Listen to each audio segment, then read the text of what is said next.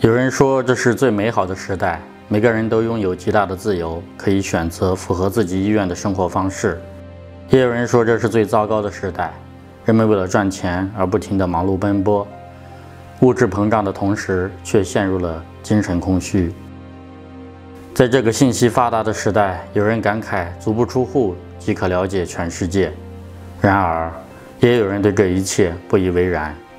认为信息混杂，真假难辨，让人逐渐失去判断力，甚至迷失方向。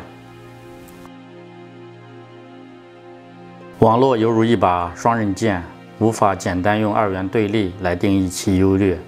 最关键的是在于执剑者的态度。作为普通人，我们在信息洪流中很难找到正确的方向，因此我选择走出去，亲自感受这个世界。嗨，大家好，我是木然，我现在缅甸的蒲甘，我现在巴基斯坦，现在我已经落地塞尔维亚的首都。我现在呢已经走进了这片盐碱地，大家看一下这个地上啊，就像月球的表面一样。此景只应天上有，人间难得几回闻。十几年前，我曾在某国企有份稳定的工作，日子简单而机械的重复。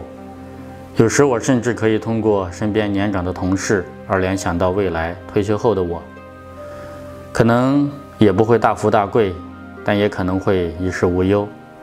或许会有点小存款，能和家人一起出去旅游，但可能年龄大了，身体状况差了，远门也出不了了，但也可能只会待在家里抱孙子，哄儿子的儿子，甚至儿子的孙子。但这是我想要的生活吗？我生命的意义是什么？我为什么来到这世间，而又为什么而活着？那时我虽然是20多岁的青年，但每天都有一些奇奇怪怪的想法。我性子直，不善于变通，更不善于处理一些所谓的人际关系。但我的这些性格却成了处事的大忌讳。比如有次单位聚餐，大家都争相和领导碰杯喝酒，但我肠胃不适，就说了句“别人不胜酒力，您干吧，我就随意了”。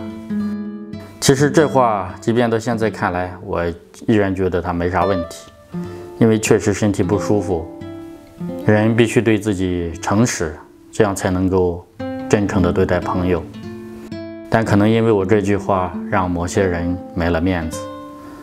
从此这话就传开了，再也没有人找我喝酒了。但这对我来说也许是好事，我很不喜欢虚假的应酬。当然大家可想而知，我肯定是遭到了很多正常人的排挤。让我辞职的另一个原因是，有一天单位一位年轻的同事因事故而离世了。平时都很理直气壮的，讲话前都必须咳嗽2嗓子的领导们，却在事后撇清责任。时至今日，我依然清晰地记得那个午夜时分，我与另外一名同事把那具已经冰冷的身体送往太平间。我厌倦了那样的人际关系和环境，不想再看到那些尔虞我诈。我想要过简单点、纯粹点的生活。很多朋友好奇我长期旅行靠啥生活。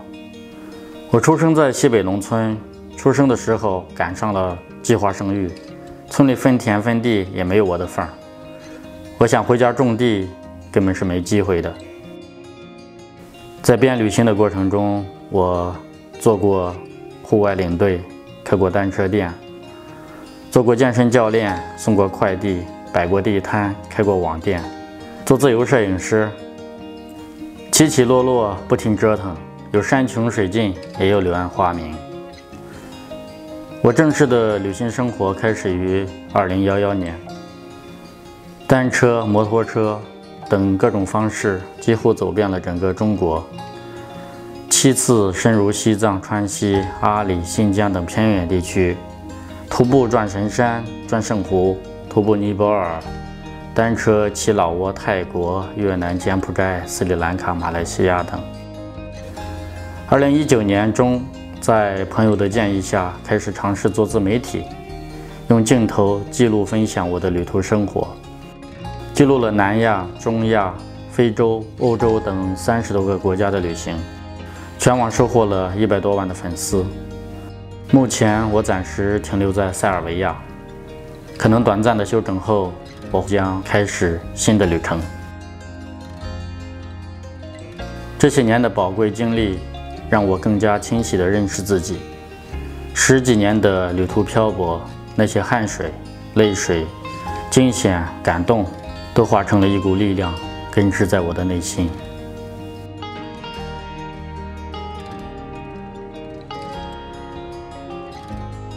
时光流逝，岁月变迁，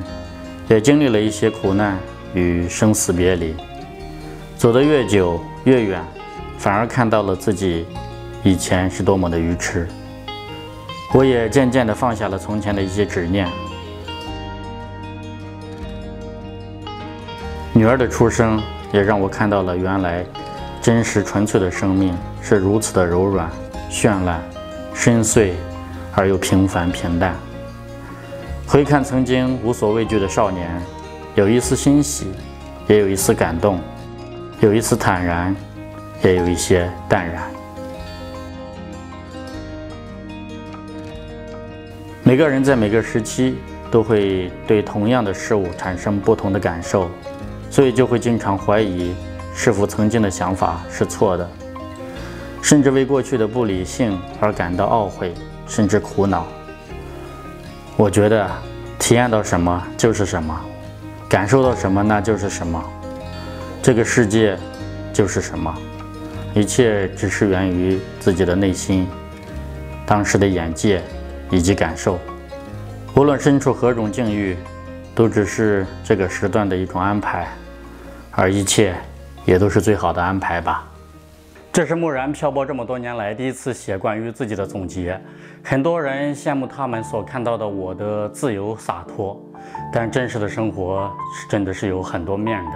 而且也是有无数种的方式。我不建议大家冲动效仿别人的生活方式，只希望每个人都能够做自己，成为自己，成为那个独一无二的自己。最后呢，木然祝大家在新的一年里事事顺心，健康平安。也感谢一直支持和鼓励我的朋友们，你们的鼓励给了我出发的勇气，我会坚持自己的初衷，继续我天马行空的生涯，诚实的对待自己，走好自己的路，酿好自己生命的这壶酒。我相信也有第一次来到我频道的新朋友，欢迎点个订阅，点个赞。好的，那本期视频就分享到这儿了，我们下期视频拜拜了。